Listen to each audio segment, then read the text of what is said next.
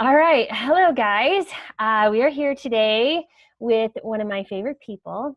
You get to meet Paige Anderson. She's a good friend of mine, and she goes to the same co op that Megan and I attend when co ops are running. We're all out of Right? business right now. And it's the best co-op ever. It really is great. We love it so much, and it's been a wonderful place to meet some of my favorite people in the whole world. So today, I asked Paige to join me because she is an expert based on raising children in dyslexia. Well, an expert because of having to deal with it with her own kids. Um, Yes. and you become an expert when you mom kids that have troubles, right? That you have to Yes, so figure out. true. So I just love Paige so much. She's an amazing lady, and she an amazing mother. And I'm gonna let her share a few things about herself and introduce herself and about her family. One other thing, though, if you want to find more of her, because after you listen to her, you really will. She also has a podcast called Moms of Light, and it's a podcast I've loved listening to, and it's all about faith and women of faith, and it's just a beautiful resource. So, Paige, will you tell us a little about yourself and your family and how you started homeschooling, any of those kinds of things? Yes, Karin, you're so sweet, and thank you. Okay, I'm so excited to be here because, like you said, I do have a passion actually for dyslexia. So I'm grateful to be here. And that also plays into how I got into homeschooling. So when I got into homeschooling, it was obvious, it was the very beginning. So I now have 6 kiddos who I love and adore. And I They're just adorable. hope they all homeschool forever just because it's so hard. We were talking before, right? Like it's so hard, but it's so worth it. And I absolutely love it. So I have kids in the ages from almost 15 down to almost 1.5. So that's our range in between there. 4 boys and 2 girls, and just the sweetest husband ever. So awesome family. And how I actually got into homeschooling is I was really passionate about education, and I didn't know I was dyslexic. I didn't know that until actually my daughter started learning to read, and she was really struggling.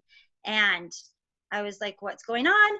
And I figured it out. And then I was like, wait, I had like all of the signs of dyslexia. And I asked my dad, I was like, did you know I was dyslexic? And he's like, yeah, so is your brother. And he's like, I'm pretty sure I was. And I was like, no Oh, one ever. funny. He never told you. He's like, I don't know. I didn't think it was a big deal. So anyways, my journey with that is I actually wanted a really good education for my kids, just because I had honors. I took honors classes. I graduated with honors. I did well in school, but it was a huge struggle. And I also never felt smart until I got out of school, just because it kind of was a struggle. I hated reading in front of people. I remember reading in elementary and kids laughing when we had to read out loud. So I had this like fear, even in adulthood. It went away, I don't know how many years ago, I think right before I had kids, of like reading out loud, just because of those like the kids laughing, and they weren't trying to be mean. It was just, It's I said kids. that was their natural reaction. Yeah. And so I just wanted a different experience for my kids. So I decided I wanted my kids to get into a charter school, and they couldn't get into a charter school. And because I had watched my dad start companies and I knew quite a bit about companies, I was like, my friend and I, we started a charter school. We got a group of moms together. I knew what 4-year projections were, kind of weird. But as when I was 22, I already knew those things. And so we put together a charter school. It got Charter School of the Year. It was doing great. It was finally time. So I started working on the charter, and we started the application when my oldest was 6 months old. And so by the time she was ready for kindergarten, which was a lot older, when she was 5, the charter school was up and running. They were doing really well. And I had helped pick the curriculum. I wasn't the main person over curriculum, the principal, and then I helped set up the board. I had the awesome privilege of being the president of the charter school, of the board of trustees for the charter school. And so we kind of had our board. We had a public accountant, a CPA, we had a teacher, we had a lawyer. So we kind of had all the people that kind of knew what they were doing, because I was like, I don't know what I'm doing. And so we had that on our board. And the educator, who was my favorite teacher ever, just amazing and passionate, and one of my best friends, her and the principal kind of took the lead role in picking the curriculum, but I was really, really passionate about it. So I helped pick the curriculum. That was a really big learning experience for me. I learned about teachers' weaknesses and what you have to do and how you help manage that. And that was eye-opening to me. But I just played a really big role and I loved it. And by the time my daughter went to go, I had found out right before she was about to start, she's dyslexic. Oh no. And so I went to our principal and I was like, well, 1 in 4 kids are dyslexic. We have 4 classrooms per grade. We should really have a classroom specific for dyslexic students. And he was like, logistically, we can't do that. He's like, each dyslexic is so individual and so different. He's like, we can't afford the curriculum. We can't, like, Paige, we just can't do that. And I was like, well, then what are you going to do for my own daughter? Was started for, how are you going to help her? And he's like, well, we can have an IEP, an individual education plan. We can pull her out of the classroom if she needs. She can do things during recess. She can do, and in my mind, I'm like, so she's going to spend all this time at school and it's not even going to reach her or benefit her. I knew from personal experience she was going to feel not as smart. Yeah. Like it would be a struggle. And that was one of the things that started opening my heart to homeschooling. There were many, and some that like, it was like ripping off a Band-Aid, especially because it was a big announcement when I chose to homeschool. It was like, so I know I started this school, goodbye. Like, especially because I loved and respected the teachers and principals so much. Like they were so good. I helped hire them. Like I had a say in all of that. Wow. And I love them, but it was a big decision, but especially because my 4 oldest out of 6 are dyslexic, my 4 oldest. And so I am beyond grateful that we get to homeschool. And my kids actually never realized they were behind in reading until church activities. If it weren't for church, they wouldn't even know that other kids could read better than them, which I think is one of the greatest gifts you can give your children, just because then they don't have that stereotype, especially in the school system, of you're behind. And the biggest thing I talk to when I talk to moms, because I talk to a lot of them about dyslexia, just because everyone knows like, hey, just kids have it, she had it, is the fact that, so Karin, you know this, but my 5th child, he walked at 8 months, like really well. Like he would walk around our co-op at 8 months. Like he was the steady. At 9 months, he would walk and kick the ball. Like we were joking, he could dribble a soccer ball at 9 months. And I've had 3 kids that walked at 9 months or younger. And then I had some that were at a year. And then my oldest potty trained herself before she was 2. Wow. All by herself. Like she was just like, I want to wear underwear. And I remember thinking, how do you know what underwear is? Like it was just, I said she completely potty trained herself. And then I had other kids that were like 3.5, almost 4 by the time they're potty trained. And I always tell that to parents because I compare reading to the same thing. Reading is, it just takes different mental capacity that dyslexics literally do not have. They don't have, and you can push it and force it, and they can sometimes kind of get it, but it's really hard for them. Sometimes it does more damage than it does good. And so I just tell parents, I said, wouldn't it be funny if the state decided, well, since there are some babies that can walk at 8 months, we need an intervention program for all children that are not walking by 8 months, 9 months. Like, let's work on their leg capacity. Like, let's come in and try to get them to walk. And it's the same thing with reading. Like it is, my cute daughter, some of them, there's different types of dyslexia, and I'll talk about that. But one of mine, like her words, like she'll have complete words flip. So every time it's saw, it's was, or was is saw. And it's just functions of the brain that she's not ready for the same things that other children her age are ready for because her brain works differently. And it's the same thing with some of my kids weren't ready at 8, 9 months to walk. They just walking late. Most kids aren't. Yeah, exactly. Most aren't. And so that aspect, they put it towards reading and spelling and writing. And so I'm going to share a resource. My favorite resource is the Dyslexic Advantage. And the Dyslexic Advantage is so good. And I'm going to read some stuff from it just because I love it so much.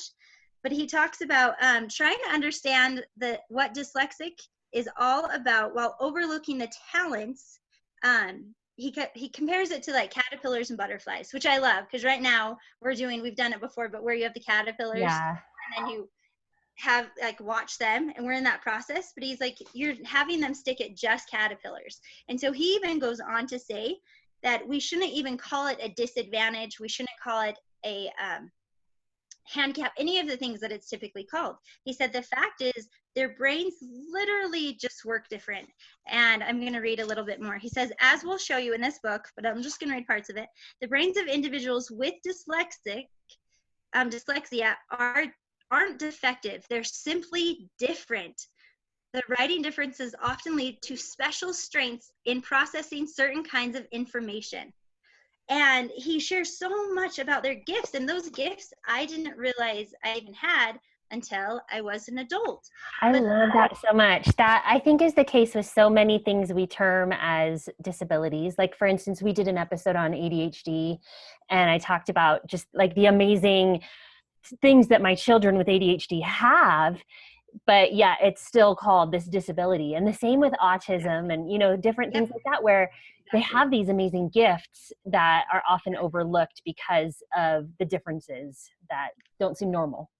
Exactly. It really is, because I love ADD too. I have one that has that. And really the gifts they have, especially when they're older, like, they're beautiful. And so that's what he talks about. But the reason dyslexia is so hard is in the school system, they are not built for dyslexic brains. They are built, you have to be reading by this age. You have to understand, like, you have to reach these made up benchmarks by this age. And I know some studies do show if you're not reading on level by 3rd grade, they talk about how most people never get past, but that's usually their environment. They're not taking into the account of dyslexic people who honestly their brains aren't ready to function, some people, until they're 14 or 15. I remember one time like crying because my oldest was dyslexic, but she her brain started connecting in the way where she could read. How old was she? I think she was like 9, maybe 10. She started to become a really good reader, so much that her teacher at church actually complimented me. She's like, she's the best reader in our class, whatever. And she was a teacher. She's like, whatever you're doing, keep doing it. And I started crying because I was like, you don't understand. Like, how hard this has been. Yeah, it's like, she just started reading. Like, thank you. But then when my next one, my son, he was older. And when he was 9 or 10, like, it still was just horrible and a battle. And I called my brother, who's incredibly successful, brilliant, doing really, really well. And he just has this brilliant mind. And he was dyslexic. And I asked him, I'm like, hey, when did it click for you? And he's like, do you want my honest answer? And I was like, yes. And he's like, 14 to 15. He's like, I struggled with basic reading until 14 or 15. Wow. And he has a brilliant mind with math, which also was hard. So dyslexics can also struggle with math, but there's a different terminology for that. But his teachers always marked him down because he didn't show the work, because the math all happened in his head and he would write down the answers and they're like, well, we don't, like, you copied. How did you get that answer? Like, yeah. And he's like, I can't show you how. And that wasn't enough for them. And so, but now as an adult, no one marks him down and he can use his brilliant math skills. And he's like, well, it's this. So I really love that. But he does talk a lot about how the difference is, so he just talks about the big traditional one is that people look at it as a disadvantage or it's a struggle. And their big thing with the dyslexic advantage is, he said, dyslexic brains aren't supposed to be like everyone else's. And I love that. I'm like, why do all the brains have to develop at the exact same time? Like, why, as soon as we get to kindergarten, we start measuring when people should be able to do things and when they shouldn't. And that's like, exactly what you do. And I think a lot of that comes because in the school system, you have 30 kids together and you have to teach them all the same things at the same time. And so it's just like the easier way to make it happen, right? But yeah, otherwise, how do you do it? Right. And I loved what you said earlier on about how when you're in homeschool, like, your kids didn't know that they were behind in their reading.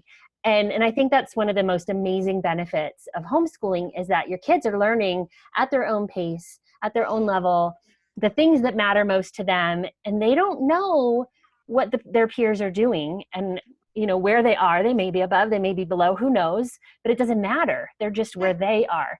And that's one of the most beautiful things. And I love that you as a mom have been able to give that to your kids. You know, they probably don't have those negative feelings that you had your whole life because of that.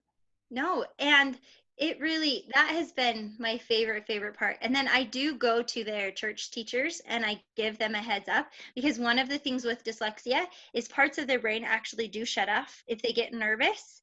And like with certain things, especially with reading.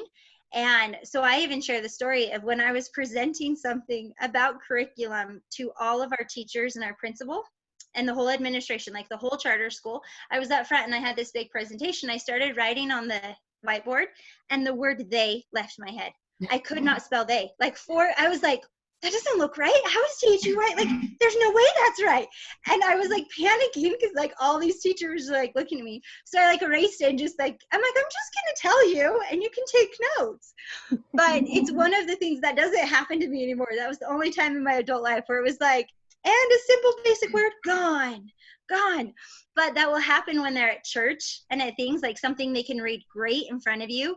Or if they're like even in the homeschool group, they'll get nervous around their peers and that goes down. And so I'll have a talk with their church leaders and their teachers. And I'll be like, by the way, they really struggle with this. I would appreciate if you ask them beforehand or ask for volunteers instead of do the circle around. Yeah. Just because I know what stress and pressure, and I don't want my kids to never have those hard experiences. I never, I don't want to shelter my kids, but I do want them to succeed as much as possible. And one of the things I love to do, I read in a different dyslexia book when I first figured out that my daughter had it, was they shared the list of successful people. And Thomas Edison, the teacher said he was so dumb he would never learn anything. Had his mom not pulled him out and homeschooled him, he might have really believed that and not accomplished anything. And so we created a list of people like that with also Leonardo da Vinci. Leonardo da Vinci wrote backwards. He had horrible spelling and it was inconsistent too with even the same words. He had horrible handwriting, which a lot of those are signs of dyslexia. And Albert Einstein struggled. So we'll have a list of people that struggled in school. Maybe they definitely weren't dyslexic, but they had a lot of the signs and the same things that my children have. And we post that and hang that up for them to see, to kind of look at and remind them of great minds have done this. And I love that you post it for them. That's so great. Yeah. It is. And it's also helpful as a mom, because as a mom, I feel like there's pressure too. Like I struggle because if I'm somewhere and my kids can't read, I know everyone turns and looks at me. Like I know everyone's like, oh, it's because she's. I've even had kids. Exactly, or they're like, it's because you homeschool. And I want to be like, hey, if they're struggling reader and go to school, you don't look at the mom and it's like, because you go to public school. Right. They're just a struggling reader. But it can be helpful for moms because you do have those moments of, why are you not reading yet? Like, why are the words still flipping? And that's a struggle. But there's a book by Gladwell called David and Goliath, and he talks about one of the beautiful things from dyslexia, he believes, is they have to try and fail for years.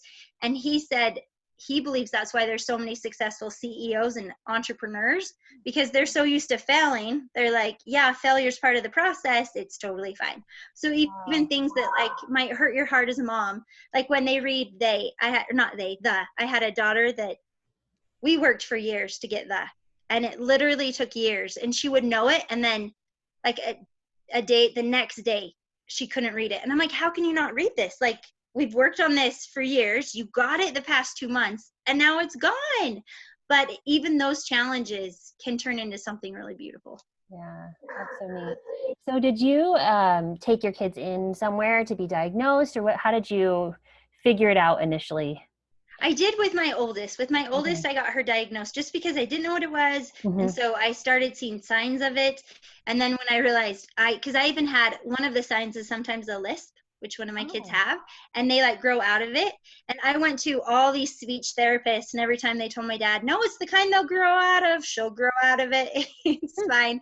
But that's one of the signs of it. And she didn't have that, but she had so many. And so I got her tested. And then once I had the other kids, it was just so obvious since I was so used to it and I had read so much that I was like, you have this. And then it's just waiting until they catch up. And each of them has been so individual so far in when they progress, when they move on.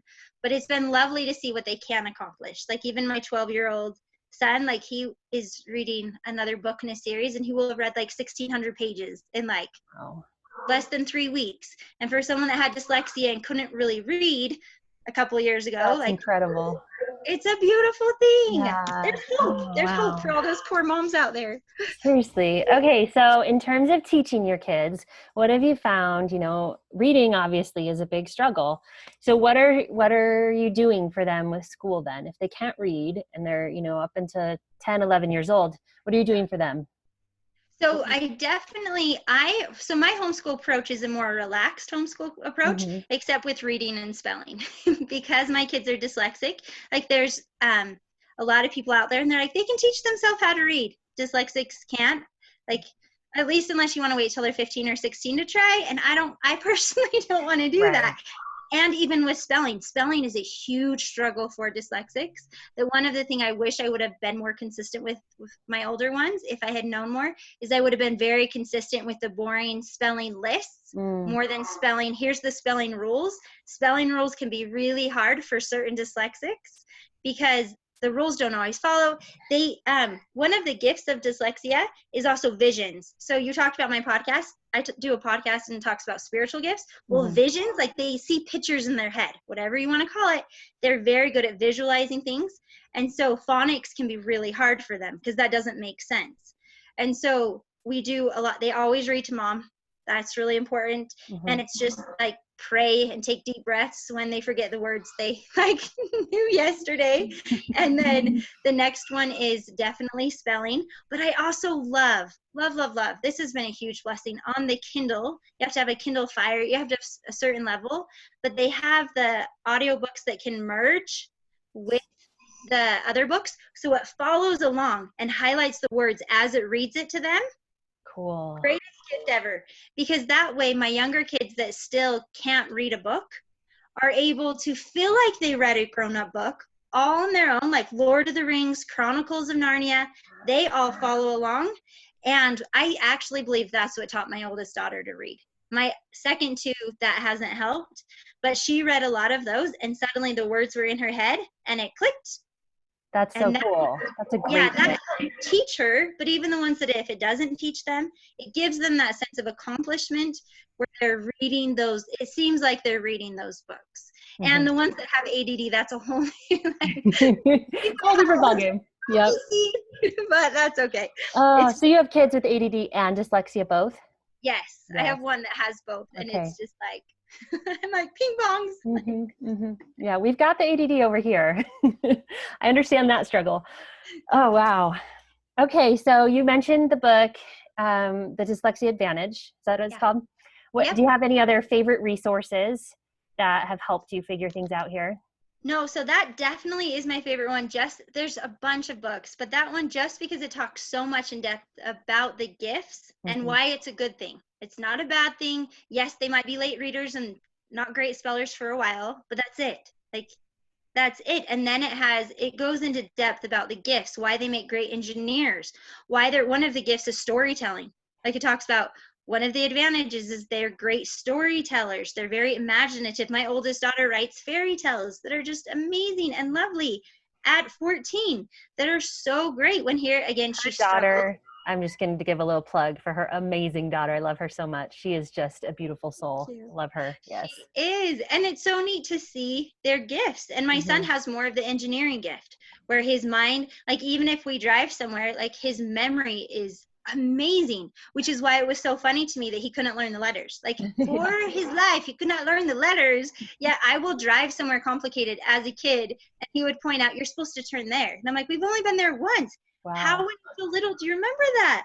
But I like the Dyslexic Advantage because they talk so much about that. Other than that, and I do like the David and Goliath just because it helps with the struggle. So it can kind of help remind the mom that it's okay if they keep failing, and that can be a good lesson. But other than that, each dyslexic is different. They learn spelling different. They learn, like some do better with reading rules right away. Some don't. Like it's really a struggle. Really just kind of a figure out each kid as you go, huh? Yep. Yeah. And it's really just not caring where they're at. Like I really always have to let go, which is really hard because I want my kids to excel. And even after watching the ones that have become successful, it's just hard to know that, you know, like they're not there, and that's okay. And if they are 14 or 15, when they can really read well, that's okay. That's okay. And I even had a friend she was so sweet once, but I called her just crying. And it was with my oldest. And I was like, I don't know. Like, I don't want her to have dyslexia. And it was before this book came out. And she was like, well, why? And I was like, well, because I don't want her to have the same struggles as me. Like, I don't want her to have the same weaknesses. And she was like, yeah, that's really bad, because she could help be a president, start a charter and be a president. And she went out, she's like, and have this. And like went off on all the stuff I was able to accomplish. All the things you do in your life. Yes. She's like, you were 22 and you were president of a board of a charter school. You were holding like conventions for like thousands of people. Like, why do you not want her to be like that? And I was like, that's not the point. It's okay. It's okay. Mm-hmm. But it goes back to the Leonardo da Vinci. He had a brilliant mind. But had he been in the school system, they would have been like, you're writing backwards. Why are you writing backwards? Your spelling is horrible. Yeah. And so it's letting go of fitting in that box that we know as school and just focusing on the learning and the abilities.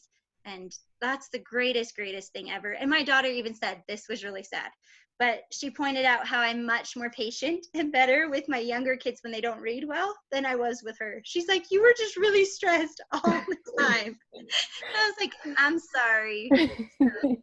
Isn't it good though that we get better as moms, at moms as time goes on? Because I certainly have too. I think about that with my first daughter, who has ADD, and I didn't know how to deal with it. And I would get so frustrated with her and her emotion swings and, different things that she was going through.